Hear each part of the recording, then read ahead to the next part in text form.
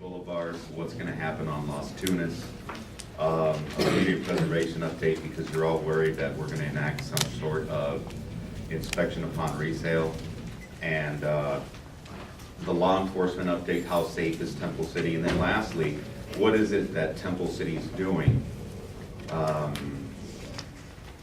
to increase property values. So I'll start off with Rosemead Boulevard. Rosemead Boulevard is about 3 months ahead of schedule. Yeah. It should have been done by October of this year. We're probably going to wind up cutting it to about April or May. So the last thing that's left, I don't know how many of you drive Rosemead, but it's gone through a tremendous change. The last thing that's left, aside from all the little things that you see out there, which are the planters and the trees and so on, is the fact that we're going to tear the street up. And that's going to be probably the biggest thing. So we're going to scrape that thing down and put new street over the top. That will be the last thing, and that will be here in the next 30 to 60 days. Shortly thereafter, there will be a huge unveiling of Rosemead, and once that's complete, you'll get your brand new Rosemead. Subsequent to that, the city is also exploring and moving forward with the redesign and reconstruction of Las Tunas. There are a lot of proposals that are out there on Las Tunas, from shrinking it down to 2 lanes, to make it more of a boardwalk type setting with outdoor dining. There are a lot of community meetings that will be done prior to the final design. I would encourage all of you to review the city's website with regard to that. But just as always, whenever there's a community meeting and you would like input, I will forward that over to Helen, and Helen, I'm sure, will disseminate it to you all. That is coming sooner rather than later. The city did apply for competitive grants with the state and with and federal grants, and we've secured quite a bit of them. I mean, if you look at Rosemead was about a $28 million project. Of those $28 million, about $1 million was the city's. So we're leveraging our capital, or we're leveraging the city's capital against competitive grants offered by the state and offered by federal grants. So I'll go from those two straight into law enforcement. As some of you know, or some of you don't know, the city of Temple City was just voted, or not voted, was just designated the 6th safest city in California, the 23rd in the country. And along with that comes, certain prestige, especially when you figure that these 5 communities that were above us are not Temple City: Rancho Palos Verdes, San Marino. I think those were the only 2 in Southern California. The rest of them were up north. The city does take its public safety very seriously. We do contract with the Sheriff's Department, and the city works closely with the Sheriff's Department. I work closely with the Sheriff's Department to we likely have the most cutting edge and advanced neighborhood watch. Most of our meetings, we have 10 areas throughout the city, and most of our meetings draw anywhere between 100 to 150 residents. That's incredible, being that if you look at each one of our areas, they encompass about 600 parcels, and to have 150 residents show up means that there's a pride of ownership there, and they want their community to be safe. So I think it speaks well to the residents of Temple City that they are engaged. All of our meetings are bilingual. They are in English and in Chinese. So we welcome everyone to come, and we have free food and daycare at each one of those meetings. Along with that, this is a contract year for the city, so we will be in negotiations with the Sheriff's Department. One of those negotiations will be a more brand type of vehicle. Right now, if you see a sheriff deputy drive through Temple City, you don't know if he's going to Duarte or South El Monte or unincorporated areas. We would like Temple City cars to be branded, much in the way I live in the city of Santa Clarita, and you can't tell whether it's a Sheriff's Department car or a Santa Clarita car because they branded those vehicles as such.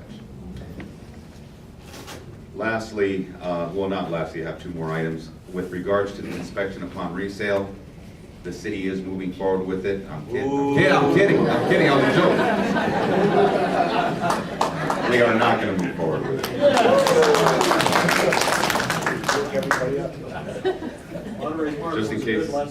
Just in case you weren't awake. We are not going to move forward with it, but I believe wholeheartedly that the impetus for that, for us not moving forward, was the fact that we were here not too long ago, Helen, and we thought we were going to move forward with it, and we talked to you all, and you all came back with some great ideas, mainly being that the unscrupulous realtors that are not disclosing everything to their buyers aren't the people that are here. So I think the word got out, and I can tell you just from talking to my staff that people coming to the counter and saying, I bought a duplex, and us saying, no, you bought a house that was chopped in half, is not happening. So thank you all for spreading the word and letting them know that Temple City is not going to. And with that said, our direction was, don't move forward with it. You guys are okay. Now, what is Temple City doing to beautify neighborhoods, and not so much beautify, but increase the aesthetics of our streets? We are going on a major repaving project. One thing I'd like to back up and everything that Temple City is doing, and I don't know if you see it from our Temple City Connect to how we're reaching out to residents through new street signage, Rosemead Boulevard, Las Tunas. If you take all of Los Angeles counties and all the cities within Los Angeles County, and there's quite a few, Temple City was third in overall valuation. The only two cities in front of us were Rancho Palos Verdes, and I can't remember the other one, but I think it was Beverly Hills. And Temple City was third. So when people ask me, why is this happening to Temple City? I think Temple City right now is where Arcadia was 20 years ago. When people are paying $600,000 just for the dirt, and then 2 days later they come in to get a demolition permit because they're going to build something else. It speaks highly to where it is, and it just doesn't happen by osmosis. It happens by you all conveying to prospective buyers where it is that Temple City's going and what it is that they have to offer in as far as the city. All streets will be repaved now. I'll segue into streets. All streets will be repaved on a 6-year period. So all streets will be nice, black street markings will be there. The city is coming up and replacing all street signs throughout the city with a new Temple City design. If you don't know what that new Temple City design looks, it knocks Arcadia out of the water. So we will be replacing signs throughout, street markings. As I mentioned, there's a Citizens Academy that happens once every quarter where residents come in and they learn. It's a 6-week period, 6 or 7 week period where they learn from A to Z everything about city government, not just what the city is there for, but how it is that the city works. It's one thing to see your street repaved, but why isn't that all streets can't get repaved? And residents learn what monies can be used, why those monies can be used, why is it that Temple City has trash pickup twice a week, and why aren't they automated? So you learn everything from A to Z, and I encourage your residents or your prospective buyers to let them know, and I'll forward all of those over to Helen so that way you can disseminate them through your prospective buyers. So with that, I think I've exhausted all my time. If you have any questions, I'd be more than happy to take them. Yes, sir.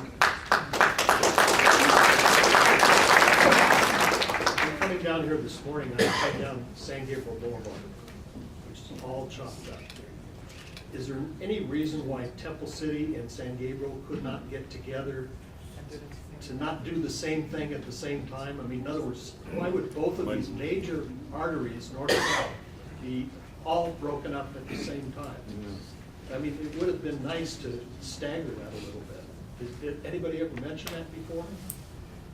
And also, could you give us some gossip on the city manager?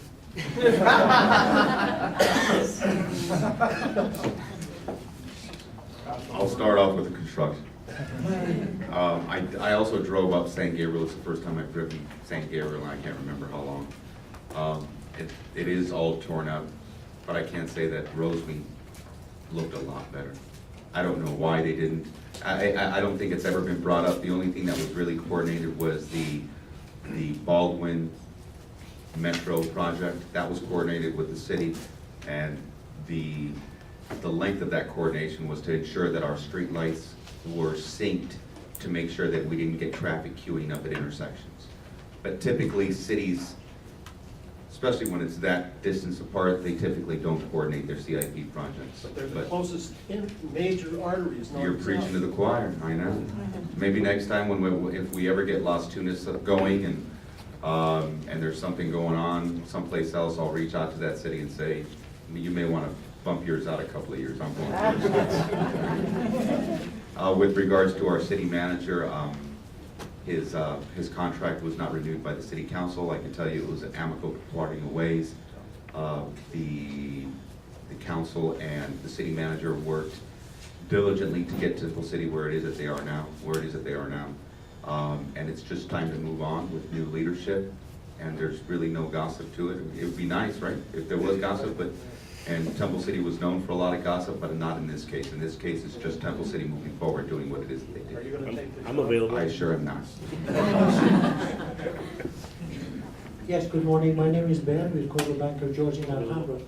Is there any way that you can change that zip code? I mean, the property is in Temple City, and the zip code, San Gabriel. I had a listing and I had a terrible time to sell that property. I was trying so hard to explain to the clientele that the property is in Temple City. It's Temple City jurisdiction, Temple City school, Temple City everything. The only thing San Gabriel does is just to deliver the mail. They say, no, it's San Gabriel. It says San Gabriel. So they wouldn't really go for that. I finally sold the property to somebody who didn't know how to spell jurisdiction. That's why. Is there any way you can change that? I mean, With Temple City, the zip code issue has been an issue that's been brought up many times in the past, right? Temple City is Temple City. Its boundaries are not well marked. So one of the few things that we could do to mitigate that was install signage that as soon as you got into Temple City, you knew you were in Temple City. So now when you go from San Gabriel to Temple City, and you go from cracked street, no street markings, to nice black street, nice street markings, and beautiful signage, you'll know you're in Temple City. And that's the extent of what it is that we can do. well, the people that were paying all this money, they just want to know that their zip code is also in Temple City. You know, Not that necessarily their. I think the zip code gets somewhat overblown. I live in Santa Clarita, right? And we all have one zip code. But if you live in Valencia and you live in the northeast or the south end of Canyon Country, you have the same zip code. And people say, well, I live in Valencia, or I live in Canyon Country. It's the same zip code. The zip code is the zip. I can't change it. I think that the only thing that the city can control is to let you know that you're in Temple City. Sorry, man. Good morning, Cesar Aviles, Coldwell Banker George Realty. I'm no traffic engineer, but it used to be 4 lanes, 2 to turn left, going northbound on Rosemead into Las Tunas. Now there is 1, and the traffic stops way past the hat. That's on purpose. And there's people, I know, but you have an empty light to turn left. It is empty because you have not been able to go to the turnout. I don't understand why, having the opportunity to widen the street and allow more cars, the city of Temple City is choking it right at Temple City. Damn Temple City. We didn't like it. The lights have not, the loop, without getting too technical, the loop sensors haven't been synced yet. And though the loops are what gauges how many cars are in the street, and those haven't been synced yet because we still have to tear up the street. Once it's brand spanking new and nice, you can go look at a little short bald dude at City Hall. That'll be me. There you go. And you'll complain to me, it'll get taken care of. I do understand, and you're absolutely right, but it'll get taken care of. Hi, Carl Feldstein. I have a question regarding the police department and the fire department. Yes, sir. The fact that you're contracting them out. How much money do you determine that you've saved, and do you have quality service from both fire and police? Yes, and maybe, but I'll answer one at a time. The city of Temple City typically spends, on average, a year for sheriff, about 3.9 million a year, and that includes having 3 cars there at all times. Do we think that we're getting the best bang for our buck? Nope. We'll see. That's why the city's going through what it is that it's going through now. Sheriff's Department do a great job. We have a station that's within our city, but there's always room for improvement. And the onus is on city staff to ensure that response times to residents are short. If you live in a city where there's a station, it shouldn't take a vehicle more than a couple of minutes to get to you. So the city is working very closely with the Sheriff's Department to address it. I have to be somewhat diplomatic, and it's nothing that I can't speak on publicly. There are some issues that I just don't agree with, but we are working through them, and I can tell you that in the last 2 years, the Sheriff's Department and their command staff have done a wonderful job in addressing the major concerns that city staff and residents had, and most notably, it was keeping the criminal element at our southern borders. And I don't mean that in a bad way, but Temple City is a safe city. It's a very safe city. What's been happening over time is we want to keep El Monte and El Monte, and we want to keep Rosemead and Rosemead. And that's where just like Arcadia wants to keep certain unincorporated areas out of Arcadia, the city of Temple City wants to do the same thing. And we've worked hard and diligently to ensure that. Now it's just a matter of making sure that response times are well, and that we're treating the residents as they should be treated. With regards to fire, Temple City is only one of few cities where the city does not pay for it. The residents do. It's paid out of their tax roll. We don't contract with them. They serve us because residents pay for it. So you just manage the money, you pull it out and pay it out? We don't even manage the money. It comes straight out of the residents' tax roll. County. Oh, okay. It's one of very few cities, and I've worked for cities where we literally don't take a check and give it to the fire department. That comes straight from the residents' tax roll. And the response time from the fire department and the ambulance service, is it? It is exceptional. Right now, it's at about 2.5 minutes and change, and it's mainly because we have a fire station in Temple City. Thank you. Thank you. Hi, this is David Tran. I have a quick question just to satisfy my own curiosity. I noticed a lot of streets and boulevards in not just Temple City, but Rosemead, a lot of other city also. Yes, sir. They start to put center islands to make the street narrower. Is that kind of deplete the purpose to have more traffic flow? No, it's to keep you in there, Yeah. so you can see the businesses. I'm not a planner, and I really am not. I'm not a planner, but I can tell you that over the years, if you've driven to any cities, I mean, in my neck of the woods, it's Burbank and Glendale, there's a huge push towards traffic calming, right? It's not traffic speeding, it's traffic calming. We know that you need to get somewhere. We just want you to see the city as you drive by, and we want you to see it at 25 miles an hour, not at 45. So what's been happening, and a few of the ways that we can calm the traffic down is by increasing the side of the length of the sidewalks and putting an island to divert your attention to the pretty landscaping and the wonderful facades on the sides. It's traffic calming. I wish I could give you a better answer, but that's typically where cities are going. That's what happened on Rosemead. We want you to know that you're in Temple City, but there's a fine line. I mean, we're not reducing it to 25, 50 miles an hour. It's still the same. We just want to make that experience better. All the zoning that's happened on Rosemead to allow outdoor dining, the fact that the Gateway project, I'm sure everybody sees it, right? It's finally getting built. Right there on the corner of Las Tunas and Rosemead. There's a lot of things, a lot of good things that are happening. More specifically to your answer, To your question, it's traffic calming. I may not agree with it, but I gotta live with it.